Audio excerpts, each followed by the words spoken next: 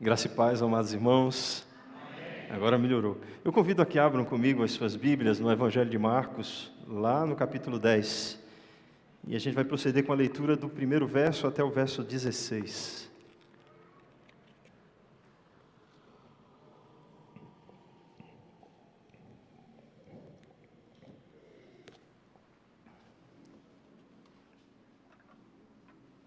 Marcos 10, 1 a 16.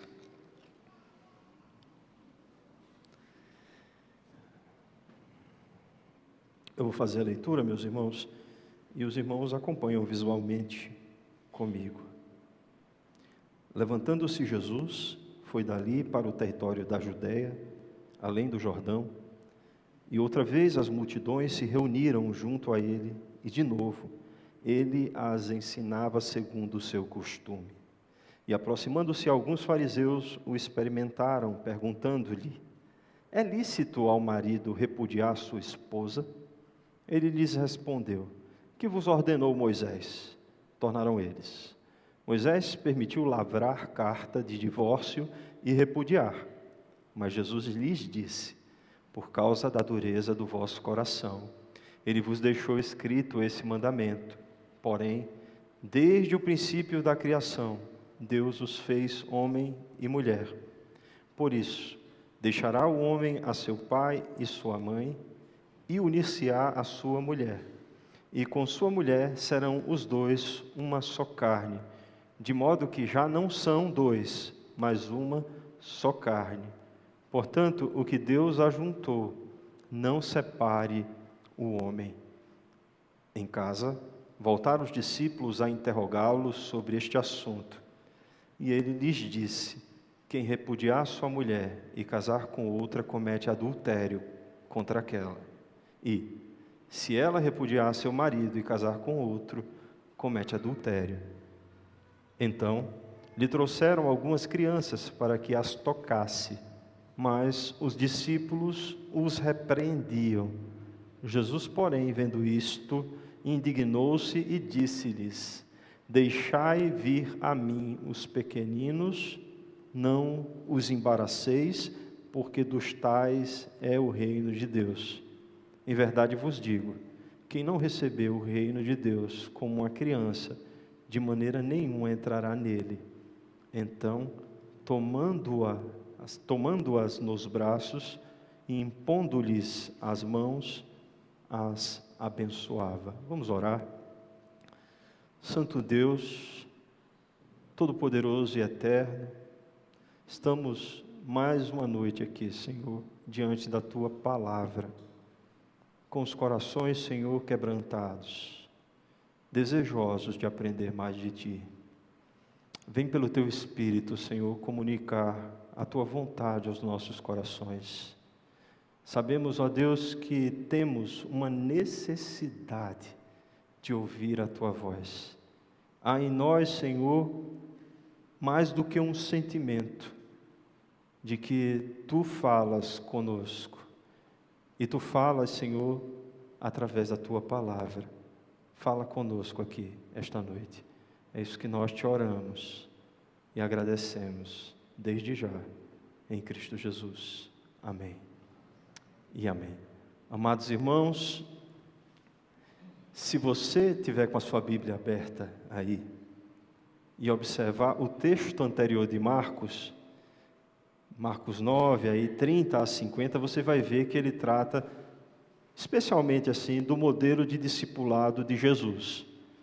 E ele revela que o serviço abnegado é a solução para o problema do egoísmo humano, né? Quando os discípulos queriam saber quem era maior, Jesus disse: olha, sirva a todos, faça isso.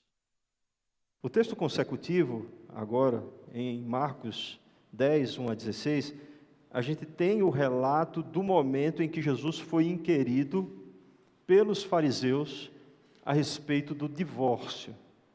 E aproveitou para acolher as crianças no seio do seu ministério. Podemos aqui nos perguntar como é que o texto de Marcos 9 se comunica com esse texto aí de Marcos 10, 1 a 16. Talvez, amados irmãos, Chesterton, que é um pensador inglês que viveu lá pelas bandas do século XIX, século XX, ele possa nos dar uma pista dessa conexão entre o discipulado abnegado e não egoísta e aquilo que trata nesse texto que foi lido aqui sobre a família e as crianças. Chesterton ele escreveu o seguinte: a família é a fábrica que produz a humanidade, e o inimigo do amor e da família é o próprio eu. O individualismo é uma ilusão adolescente, escreveu Chesterton. Chesterton, amados irmãos, percebeu que a vida em família se opõe ao egocentrismo. Reflitam comigo, então, sobre isso, uma vez que quando passamos a nos relacionar em amor com outro alguém, com um compromisso de cuidar dessa pessoa, a gente vai precisar constantemente deixar de lado a nossa própria satisfação, não é assim? Satisfação essa egoísta, para satisfazermos a pessoa amada, a pessoa que nós amamos. Não somente isso, ao nos multiplicarmos, irmãos, através dos filhos, passamos também a assumir patamares ainda mais altos de amadurecimento nesse quesito. Pois quem há de nós aqui, pais, que já não tenha deixado de lado o conforto pessoal muitas e muitas noites para cuidar dos filhos, né? Para cuidar daqueles que Deus colocou para o seu cuidado. Conseguem perceber, irmãos, como a constituição da família tem um caráter precioso para o desenvolvimento da obra de Deus nas nossas vidas e neste mundo? Se temos essa percepção, irmãos, não é difícil também que percebamos como o individualismo gritante de nossa sociedade é o principal, ou a principal causa de as pessoas não quererem mais assumir compromissos matrimoniais, para viverem numa eterna ilusão adolescente, como disse Chesterton. Uma ilusão que se satisfaz em relacionamentos sem a responsabilidade com o outro. Acredito que o texto de Marcos 10, 1 a 16, irmãos, nos faz enxergar exatamente isto, a importância da família no reino de Deus. Esse é o tema da mensagem de hoje, a importância da família no reino de Deus. Alguém acertadamente, irmãos, já disse que a família é a célula-mãe, o núcleo de toda a sociedade, pois sem a família, toda a ordem social estaria seriamente comprometida. Inclusive, se a gente observar a família dentro do propósito de Deus, a gente vai chegar à conclusão de que ela tem uma unidade central também para a igreja. Foi por isso que, ao tratar do casamento e da participação das crianças, Jesus estava revelando algo de muito especial aqui. Ele estava revelando o fundamento dos relacionamentos dentro da dinâmica da família, da aliança, da família que Deus tem um relacionamento pactual. O casal Harriet e Gerard Van Groening, eles escreveram um famoso livro e foi publicado pela Cultura Cristã em 1997, A Família da Aliança. Neste livro eles escreveram o seguinte: as pessoas na família da aliança estão ligadas por um vivo amor e desfrutam desse amor em uma união indissolúvel e inquebrantável com Deus. Deus, por sua vez, chama a todos aqueles que foram comprados pela aliança do sangue de Jesus Cristo para estabelecerem famílias e terem filhos, com o objetivo de que sempre existam servos dessa eterna aliança de geração em geração. Algo claro aqui. Para Jesus, irmãos, o casamento é o tipo de relacionamento mais íntimo concedido a Deus para os seres humanos. É o tipo de relacionamento mais íntimo. O apóstolo Paulo, ele ressaltou lá em Efésios, lá no capítulo 5, que o casamento é uma representação do relacionamento pactual de amor do próprio Deus, do próprio Jesus Cristo, para com a sua igreja. Olha que importância se dá ao casamento.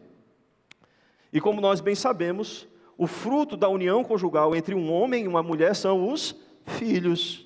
E no ensino de Jesus, irmãos, esses filhos, eles precisam ser trazidos pelos pais ao convívio da comunidade da fé. Isso é uma realidade. Eu tive a oportunidade de ler em primeira mão o livro do reverendo Weber Melo, pastor, né, lá de Cruzeiro, que ele escreveu para casais, que ele pediu para eu fazer o prefácio desse livro. E esse livro, com a autorização do autor, ele está sendo usado nos nossos encontros do PG de casais, lá da Presbiteriana Nova Esperança, que acontece uma vez por mês. O nosso próximo encontro seria dia 29, no próximo sábado. Mas haverá aqui algo importante, um encontro de casais da nossa igreja. E a gente vai estar juntos aqui, a Igreja Presbiteriana Nova Esperança vai estar juntos aqui com os irmãos. Então, aproveito para dizer que agendem essa data, sábado às 19h30, a gente estará aqui. No livro, meus irmãos, que eu fiz essa leitura antecipada do pastor Heber, né? Ele fez um levantamento primoroso da situação dos divórcios aqui no Brasil. E a situação levantada, meus irmãos, eu vou dizer para os irmãos, é estarrecedora. É estarrecedora. Entre os anos de 1984 a 2016, o número de divórcios no Brasil aumentou assustadoramente 263%. E o cenário, meus irmãos, só piorou depois da pandemia. O número de divórcios extraconjugais, só num determinado período do segundo semestre de 2020, para vocês terem uma noção, representou um aumento de 15% em comparação ao ano anterior à pandemia. Vocês estão entendendo, né? O que é que eu acredito, né? Que essas políticas que foram restritivas, né, de circulação de pessoas e de lockdown, elas apenas deixaram à mostra e exacerbaram os conflitos que já estavam sendo jogados para debaixo do tapete dentro dos casamentos. Vocês concordam? Só levantaram a poeira do que estava oculto. A questão aqui é a seguinte: se não conseguimos enxergar que está instalada em nossa sociedade uma profunda crise nos relacionamentos conjugais, estamos com sérios problemas de percepção. E é óbvio que numa cultura onde está instalada uma crescente crise conjugal, é uma cultura também que vai impactar negativamente na vida das crianças que vivem nesses ambientes conflituosos. Isso é um efeito dominó, isso é natural que seja assim. Na clínica, irmãos, eu atendo crianças e adolescentes, filhos de pais divorciados. E por mais que eles entendam que os pais continuam sendo pais, mesmo após a separação, este fato parece criar dentro deles um imenso sentimento de desamparo, pois existia ali uma família que passa a não existir plenamente como existia. E o que é que eu percebo? É que não adianta a sociedade querer naturalizar esse estado de coisas, porque o que temos são crianças que continuam em sofrimento, porém se esforçando para agirem com naturalidade diante de algo que elas sentem não ser natural. Isso cria o que na psicologia é chamada de dissonância cognitiva. É quando uma pessoa se esforça para acreditar em algo que é desmentido pela realidade dos fatos. Conseguem, irmãos, perceber que, em última instância, toda a tentativa humana de naturalizar o pecado não dá conta de resolver o conflito que o próprio ser humano deseja se livrar por sua conta própria? Não dá. E isso acontece, amados e queridos irmãos, porque nós, seres humanos, ao invés de buscarmos solucionar os nossos conflitos através da obediência à vontade de Deus, a gente prefere criar situações, soluções estapafúrdias, achando que Deus é quem deve se dobrar aos nossos caprichos e vontades. É ou não é assim? Rogo encarecidamente, irmãos, ao Espírito Santo de Deus, que nos conduz agora ao texto sagrado, de maneira reverente, para que a gente possa buscar no ensino de Jesus Cristo a verdadeira solução para os conflitos conjugais e familiares que temos vivido. Abram a sua Bíblia aí, Marcos 10, 1 a 5, veja o que está escrito. Levantando-se Jesus, foi dali para o território da Judéia, da além do Jordão, e outra vez as multidões se reuniram junto a ele, e de novo ele as ensinava segundo o seu costume. Era do comum, do habitual de Jesus estar em momentos ensinando as pessoas. E aproximando-se alguns fariseus, o experimentaram, perguntando-lhe: é lícito ao marido repudiar sua mulher? Ele lhes respondeu: que vos ordenou Moisés? Tornaram eles: Moisés permitiu lavrar carta de divórcio e repudiar. Mas Jesus lhes disse: por causa da dureza do vosso coração, ele vos deixou escrito esse mandamento. Amados irmãos, Jesus, ao sair com seus discípulos da casa que se hospedaram em Cafarnaum, em direção às regiões da Judéia, para leste ali do Rio Jordão, ele foi ter com ele ali uma grande multidão para ouvir os seus ensinos. E aí o que é que aconteceu? Os fariseus, buscando ocasião para pôr Jesus em uma situação de conflito ou embaraçosa, fizeram com ele uma pergunta capciosa, sobre se era lícita a permissão para que um homem se divorciasse da sua esposa. E aqui é importante lembrarmos que foi exatamente essa a acusação de divórcio ilícito que fez com que Herodias tramasse a morte de João Batista. No banquete de quem? De Herodes. Está lá em Marcos 6, 18 e 19. Ou seja, os fariseus, eles queriam ver se Jesus responderia a questão tal qual João Batista, para incitar os ânimos de Herodes e de Herodias contra Jesus. E no caso em que Jesus concordasse que era lícito o divórcio, eles acusariam de ser uma pessoa que contradiria o ensinamento de João Batista, jogando toda a multidão contra Jesus. Ou seja, tudo não passava de uma pegadinha dos fariseus. A gente tem várias dessas no texto bíblico. Eu abro aqui um parêntese, meus irmãos, para trazer um dado que é muito importante para que a gente entenda o que eu estou dizendo aqui. O lugar onde Jesus estava ensinando as multidões era bem próximo à fortaleza de Herodes Antipas. Herodes, que estava ali com relacionamento com Herodias e que havia matado João, O que nos faz imaginar que havia muito provavelmente um plano dos fariseus para entregar Jesus a Herodes, a depender da resposta que ele desse. Entenderam? Estava tudo ali meio armado. Jesus, conhecedor do coração daqueles maldosos fariseus, devolveu com uma outra pergunta, desejando que eles mesmos dissessem o que Moisés o havia ensinado a respeito do divórcio. E por que Jesus fez isso? Porque Jesus sabia muito bem que todo fariseu, ele tinha como obrigação interpretar corretamente a lei de Moisés a quem fosse demandado, de quem fosse demandado. E hoje assim, irmãos, Jesus não estava apenas desarmando a armadilha que eles haviam posto para Jesus, para tentar pegar Jesus, mas ele estava também confrontando, entendam isso, intimamente os corações dos fariseus, com o conhecimento que eles tinham a respeito do assunto. Os fariseus, meus irmãos, por se sentirem na obrigação de interpretar a lei, eles responderam a Jesus. Mas observe no texto, porque eles fizeram isso de maneira evasiva, dizendo que Moisés havia autorizado dar os certificados de divórcio e mandar a esposa divorciada embora. Calma aí. Lembremos que a questão inicial não era essa aí. A questão não era o certificado de divórcio. A questão que foi trazida a Jesus pelos fariseus era sobre ser lícito ou não o divórcio. Uma vez que os fariseus, meus irmãos, deram a Jesus uma resposta superficial, Jesus agiu diferente e foi profundo até o centro do problema, ao dizer que a permissão de Moisés não poderia ser interpretada sem que se levasse em conta o que desde o princípio o próprio Deus já havia estabelecido.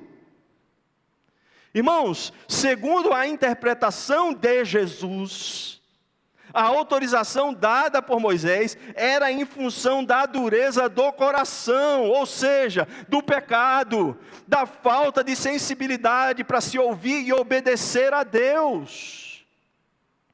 Diante disso, o que foi estabelecido era apenas uma concessão para os casos de se descobrir um ato indecente da mulher. Isso está lá em Deuteronômio 24, 1-4. E por que Jesus ele foi tão incisivo a respeito desse assunto? Porque, irmãos, a interpretação dessa permissão de Moisés foi, ao longo do tempo, sendo usada pelos religiosos fariseus para autorizar o repúdio da mulher por qualquer motivo fútil. É esse o problema. O ser humano, sendo ser humano, começou a criar soluções estranhas ao que fora estabelecido por Deus, acreditando que Deus se dobraria aos seus caprichos e vontades. É esse o problema. Para entendermos, meus irmãos, como evoluiu ao longo do tempo essa concessão de divórcio, basta a gente atentar para uma coletânea de leis da tradição judaica, que é a Mishnah. A palavra hebraica Mishnah significa tradição, é uma coletânea que remonta ao ano 200, depois de Cristo. Na Mishnah, meus irmãos, uma mulher, ela poderia ser repudiada pelo marido se deixasse queimar a comida, por exemplo.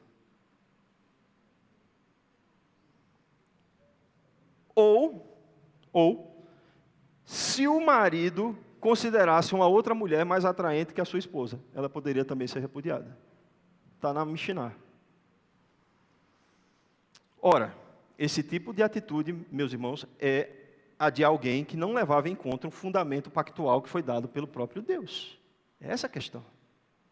E qual o fundamento pactual que foi dado pelo próprio Deus para o casamento? Vamos para Marcos 10, 6 a 9, porque Jesus deixou claro que Deus havia estabelecido de antemão. Jesus continuou dizendo: porém, desde o princípio da criação, Deus os fez homem e mulher.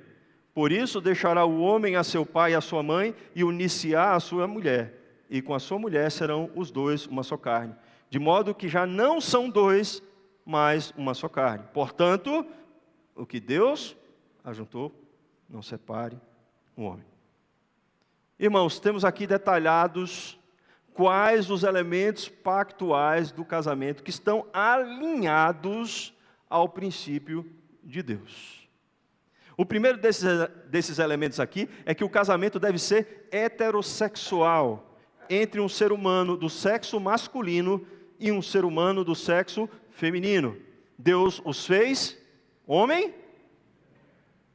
O segundo elemento é que o casamento é para a construção de uma nova unidade familiar. Olha o que está dizendo aqui: deixará o homem, seu pai e mãe. O terceiro elemento é que o casamento faz com que o homem e a mulher se tornem um só corpo em união. E unir-se-á a sua mulher, e com a sua mulher serão dois, uma só carne. De modo que já não são dois, mas uma só carne. O quarto elemento é que o casamento não deve ser desfeito por capricho humano algum, porque ele foi estabelecido por Deus. Portanto, o que Deus ajuntou, não separe o homem. Vamos refletir, meus irmãos, em cada um desses elementos pactuais aqui. O primeiro, o casamento estabelecido por Deus é heterossexual. Portanto, ouçam bem o que eu vou dizer aqui.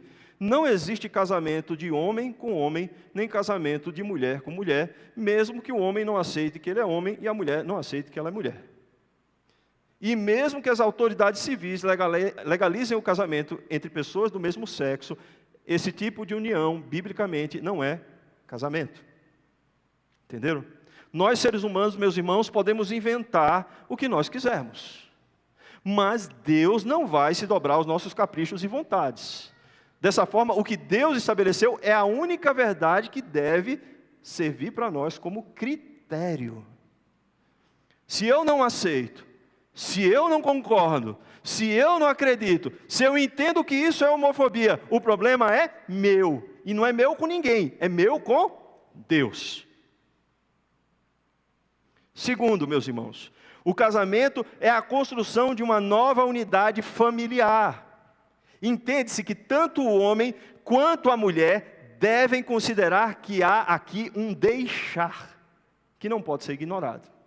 Imagine comigo essa cena. Todas as vezes que adquiríssemos uma determinada roupa, não tirássemos a roupa antiga e ficássemos vestindo a roupa nova por cima.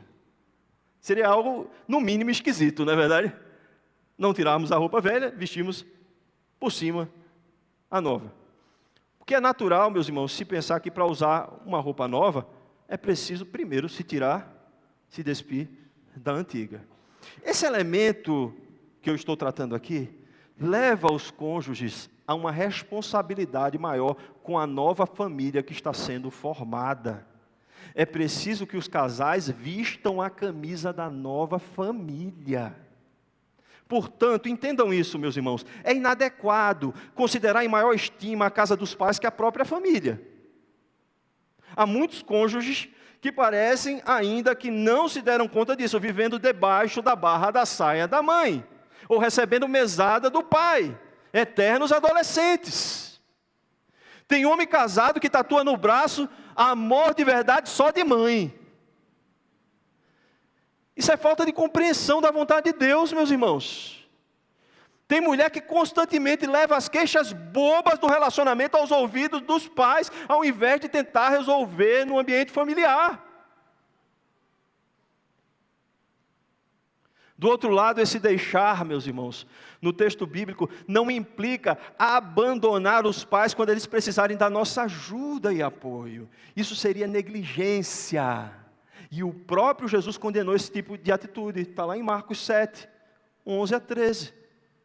Vamos lá para o terceiro elemento pactual. O casamento faz com que o homem e a mulher se tornem um só corpo em união. Isso tem a ver, meus irmãos, com a conjunção do corpo, mas também tem a ver em viver em unidade, em comunhão. Nesse aspecto aqui, a intimidade de cada um é reservada exclusivamente para o outro. O casamento pactual, bíblico, é monogâmico. Um homem e uma só mulher. Não cabe aqui terceiros, nem virtuais, nem reais. Não cabe compartilhar essa unidade da intimidade do corpo com outras pessoas, pois isso é cometer o pecado de adultério.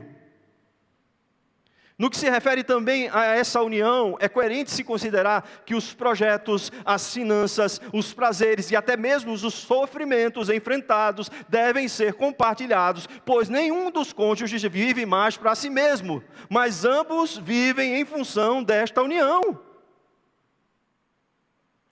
O quarto elemento é o seguinte: o casamento não deve ser desfeito pelo capricho humano, pois ele foi estabelecido por Deus. É aqui que entra a questão do divórcio. Observem, meus irmãos, a seriedade com que Jesus traz esse elemento. E sabe por que Jesus traz isso dessa forma? Porque a compreensão que o casamento é uma instituição divina é quem sustenta todos os outros elementos pactuais que eu mencionei até aqui. É isso que faz com que as outras coisas repercutam para louvor da glória de Deus. Uma delas é que não foi o que o ser humano inventou que se estabeleceu, mas foi o que Deus estabeleceu desde o princípio. O casamento não é uma construção social, ao contrário do que pensa Judith Butler. Sendo assim, não é o ser humano que vai definir como o casamento deve ser. Se o casamento pode ser heterossexual ou não, monogâmico ou não, não é o ser humano que define isso. E se isso não cabe ao ser humano definir, entendam, meus irmãos, é muito prudente da nossa parte que nós sejamos submetidos ao princípio que Deus determinou. Enfim, a gente precisa obedecer a quem? Uma outra coisa que deve ficar clara para nós é a seguinte aqui: Deus não uniu em casamento um homem e uma mulher para que eles desliguem essa união por sua própria vontade, ou desliguem essa união sem que Deus tenha assim autorizado esse desligamento. E se reconhecemos essa verdade como verdade de Deus, meus irmãos, devemos seriamente considerar que aquilo que Deus não desligou, nem autorizou desligar, não deve ser novamente ligado em uma nova relação conjugal, sob pena de quebrar o 7º mandamento da lei moral de Deus, que é o não adulterarás, como já vimos. Porque se Deus não desligou a primeira relação conjugal, todas que vierem após serão relações licenciosas. Jesus explicou isso detalhadamente aos seus discípulos, em particular. Voltemos aqui para o texto de Marcos 10, 10 e 11. Olha o que está escrito. Em casa, voltaram os discípulos a interrogá-lo sobre o assunto. E ele lhes disse: quem repudiar a sua mulher e casar com outra comete adultério contra aquela. E se ela repudiar seu marido e casar com outro, comete adultério. Observem bem isto aqui. Somente depois de entendidas todas essas questões pactuais do casamento que eu trouxe aqui, nós podemos passar a levar em conta as concessões legítimas para o divórcio. Entenderam? Porque, infelizmente, a gente vive em uma realidade profundamente afetada pelo pecado. E, nesse contexto, há situações em que Deus autoriza o divórcio e autoriza se contrair um novo casamento. Sendo assim, a gente deve se voltar à Escritura Sagrada, que é a nossa regra de fé e prática, para que a gente possa encontrar nela quais são essas hipóteses permitidas do divórcio, que são estas. Infidelidade conjugal, está lá em Mateus 19, 3 a 9, é texto básico, clássico. Infidelidade conjugal. Jesus deixa claro que é permitido. Em segundo lugar, o abandono. Está lá em 1 Coríntios 7,15, né? Paulo, ele se refere a casais em que um dos cônjuges não aceita mais viver com o outro por causa da sua fé. O que possibilita aquele que foi abandonado, né, assim, a contrair novas núpcias. E existe uma terceira também opção, que é da autopreservação da vida. Está lá em Malaquias 2,16. Esse texto de Malaquias é interessante, depois em casa vá lá, leia com calma. Nesse texto Deus fala que odeia o divórcio, e que odeia os que repudiam as mulheres. Ele também diz que odeia aqueles que agem de maneira violenta com seus cônjuges, tratando esses violentos como infiéis, por estarem violando a aliança. Vamos ver aí, já que abriu o texto, Malaquias 2,16. Porque o Senhor, Deus de Israel, diz que odeia o repúdio e também aquele que cobre de violência as suas vestes. Diz o Senhor dos Exércitos, portanto, cuidai de vós mesmos e não sejais. Ele está fazendo uma correlação entre a infidelidade e a violência. Aqui eu abro um pequeno parêntese para dizer que aqueles que vivem ou viveram situações de divórcio não permitidas antes de conhecerem a Cristo, eles estavam agindo na ignorância do pecado. Porém, irmãos, aqueles que foram iluminados pela verdade têm um peso muito maior de responsabilidade com todos os atos praticados dentro e fora da relação conjugal. A gente lembra o que o apóstolo Paulo escreveu, né, ou que está escrito sobre as palavras do apóstolo Paulo, lá em Atos 17, 30 a 31. Ora, não levou Deus em conta os tempos da ignorância. Agora, porém, notifica aos homens que todos, em toda parte, se arrependam, porquanto estabeleceu um dia em que há de julgar o mundo com justiça por meio de um varão que destinou e acreditou diante de todos, ressuscitando-o dentre os mortos. Acreditar aqui é no sentido de dar crédito, credibilizou. Tudo o que eu mencionei até aqui serve para que levemos a sério as palavras de Jesus. E isso, irmãos, ouçam bem, e isso deve nos fazer refletir, sobretudo, acerca de arrependimento. Refletimos acerca de perdão, de reconciliação, de restauração. Porque, meus irmãos, essa é uma realidade poderosa da ação do Espírito Santo de Deus nas famílias. Um pastor conhecido meu lá de Pernambuco relatou o caso de que se passou com uma família, né, que ele conheceu. Era uma família que viveu um tempo de grande dificuldade financeira e eles resolveram dedicar dias de oração, pedindo a Deus que eles pudessem ser assistidos naquele momento, que Deus os ajudasse naquela situação.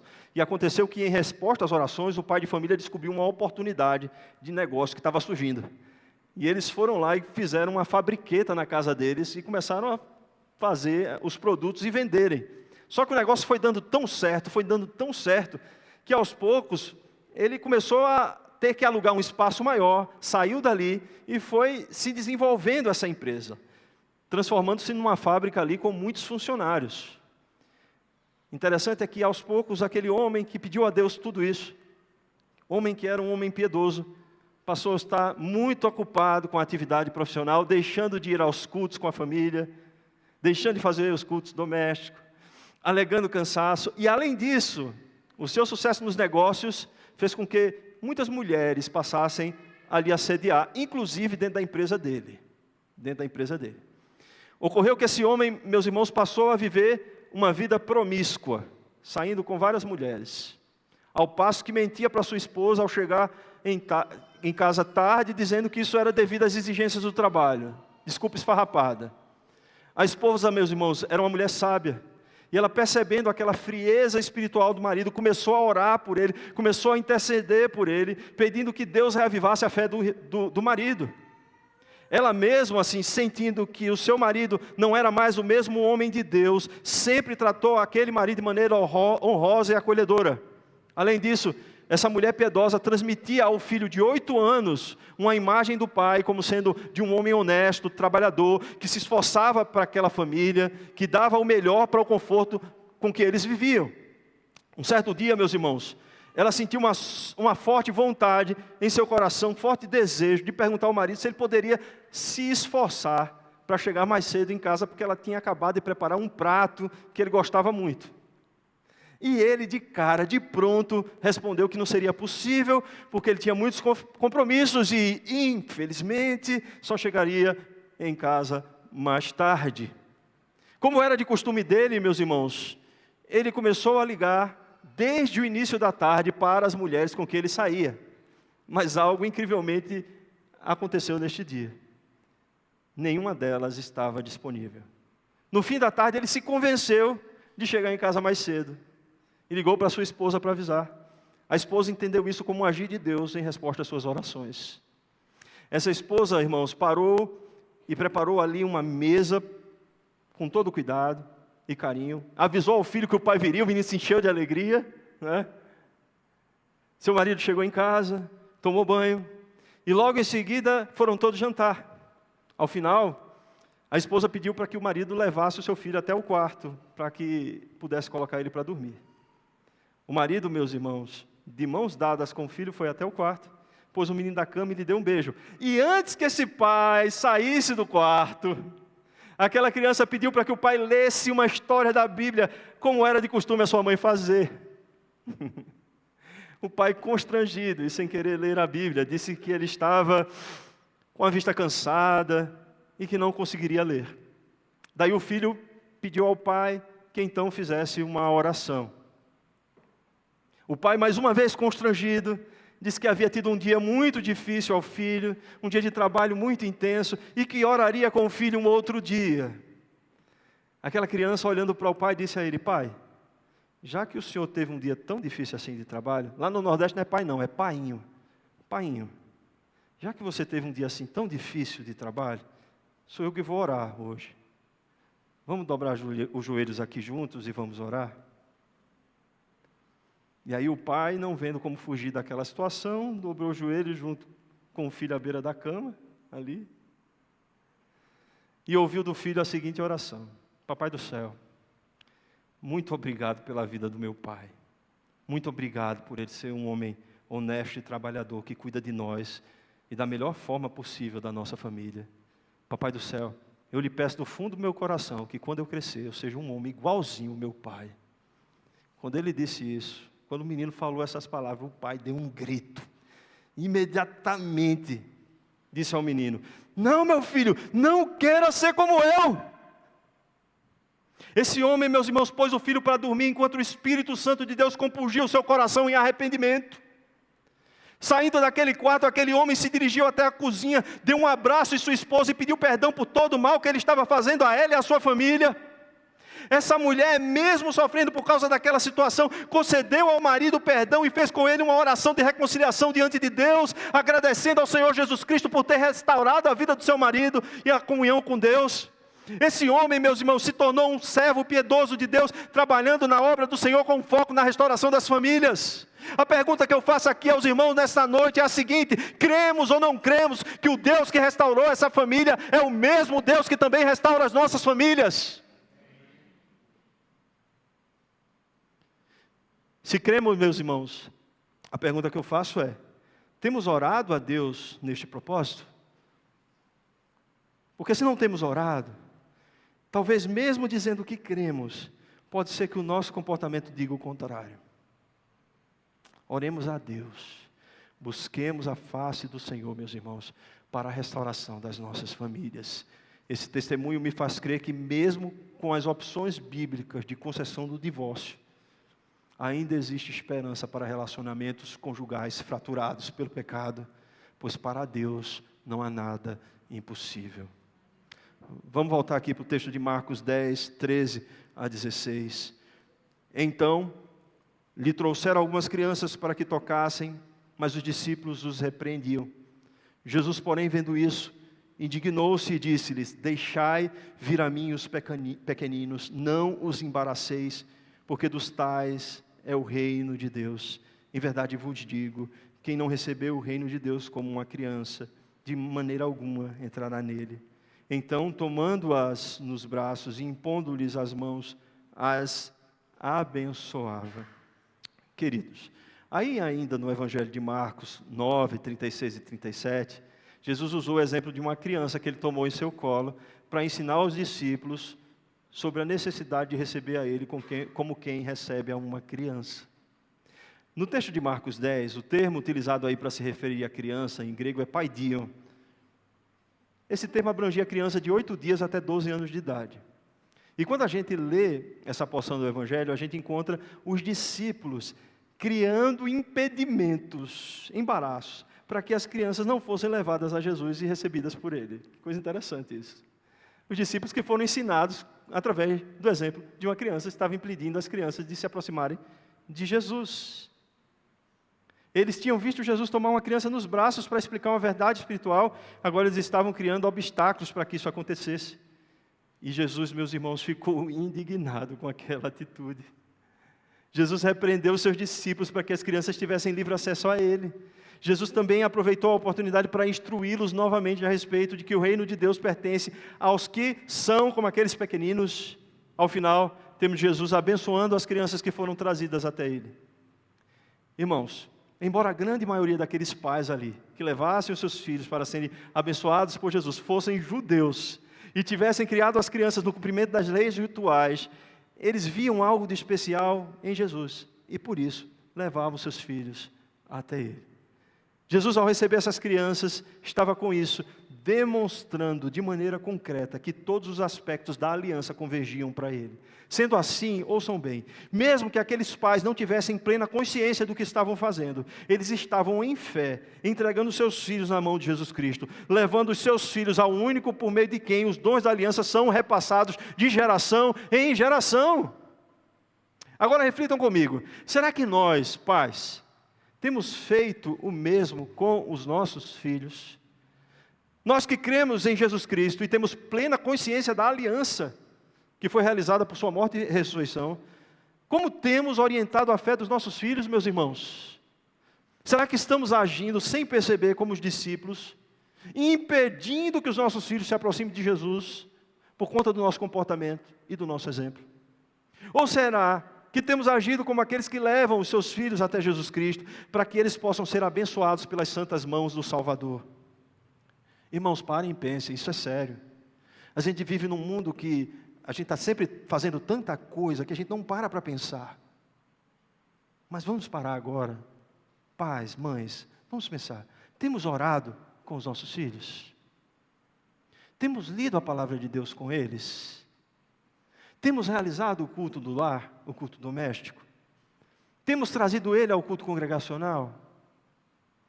Temos dado um bom testemunho cristão a eles? Essas perguntas, meus irmãos, nos fazem pensar se temos ou não levado a sério a aliança que possuímos com Deus. E que essa aliança é para toda a família. Não é só para os pais, mas é para os filhos. E os filhos dos filhos.